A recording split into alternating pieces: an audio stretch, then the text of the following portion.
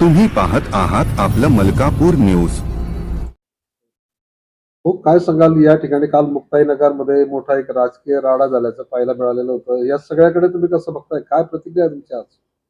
नाही, मुक्ताईनगर तसं शांत शहर आणि इतिहासात पहिल्यांदाच मुक्ताईनगर शहराने एवढी गुंडगर्दी, बाहेरचे गुंड आणि त्या ठिकाणी मोठ्या प्रमाणावर दहशतीचं वातावरण निर्माण करण्याचा प्रयत्न हे पहिल्यांदाच अनुभवलं. आमदाराच्या माध्यमातून हे साराचं सारं करण्यात आलं. त्याची व्हिडिओ रेकॉर्डिंग पण आहे. म्हणजे मोटरसायकल एक आमदार पुढे चालत आहेत आणि 100-125 मोटरसायकली त्यांच्या मागे आहेत. 2-2 जण त्याच्यावर बसलेले आहेत. म्हणजे आचारसंहिता आहे की नाही? पोलिसांनी याच्याकडे व्हिडिओ रेकॉर्डिंग करून केलेलंच आहे, त्याची कारवाई केली पाहिजे. असे 200-200 लोक घेऊन आणि ते गुंड तडीपार जे भुसावळचे, जळगावचे अशा स्वरूपाचे सारे तडीपार गुंड मुक्ताईनगर शहरामध्ये ह्या आमदारांच्या माध्यमातून आणले गेले आणि गाडी मग पुढच्या कालखंडामध्ये आपण त्यांच्या गाडीमध्ये बसायचं फोर व्हीलरमध्ये. मग 4-5 गाड्या मागे ठेवायच्या. शस्त्र आहेत की काय काय सांगता येत नाही. एकदम उतरायचे, कशा तरी चित्रविचित्र कपडे घातलेले, चित्रविचित्र चेहरे असलेले अशा स्वरूपाचे गुंड पहिल्यांदा आले आणि मग मतदारांवर प्रभाव टाकण्यासाठी आणि दबाव आणण्यासाठी यांचा उपयोग करण्यात आला. त्याचबरोबरीला आमदारांनी स्वतः यामध्ये दमदाटी केल्याची उदाहरणं आहेत. आपल्या मतदान केंद्रामध्ये जाऊन त्या ठिकाणी 2-2 तास आमदार बसले. काय प्रयोजन आहे आमदाराचं? कोणी परवानगी दिली त्यांना बसण्याची?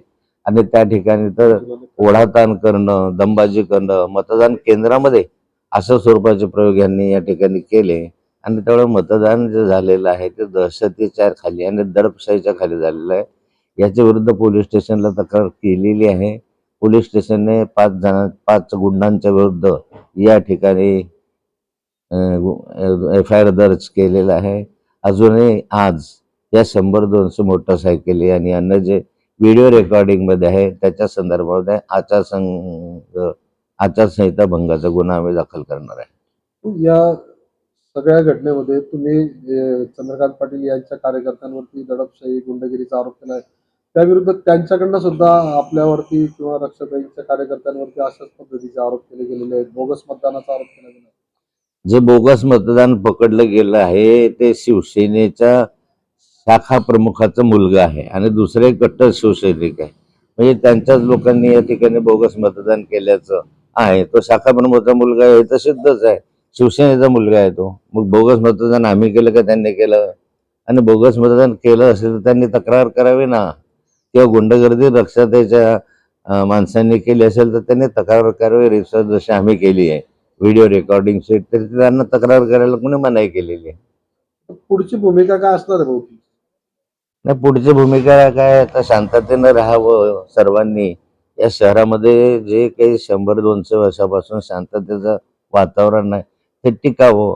हे पहिलंच वर्ष असं दिसतंय सगळ्या निवडणुकांमध्ये. इथं लोकसभा झाल्या, विधानसभा झाल्या, स्थानिक स्वराज्य संस्थांच्या निवडणुका झाल्या, पण असे बाहेरचे गुंड आणून शस्त्र घेऊन अशा स्वरूपाचं कधी आम्ही पाहिलं नाही, अनुभवलं नाही. पहिल्यांदाच या ठिकाणी आमदारांच्या माध्यमातून, शिवसेनेचे आमदार आहेत त्यांच्या माध्यमातून केलं गेलेलं आहे. आता काही वेळापूर्वी तुम्ही म्हटलं की आम्ही आचारसंहिता भंगाच्या तक्रारी दाखल करणार आहे. तर अशा पद्धतीची काही प्रशासनाला कळवलं जातं?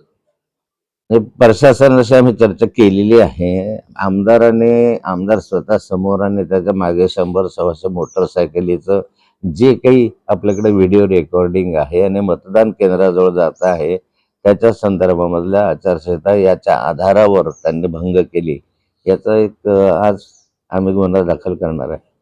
हो, या ठिकाणी आपण बघितलं की 5 कार्यकर्त्यांच्या विरोधात गुन्हा दाखल झालेला आहे.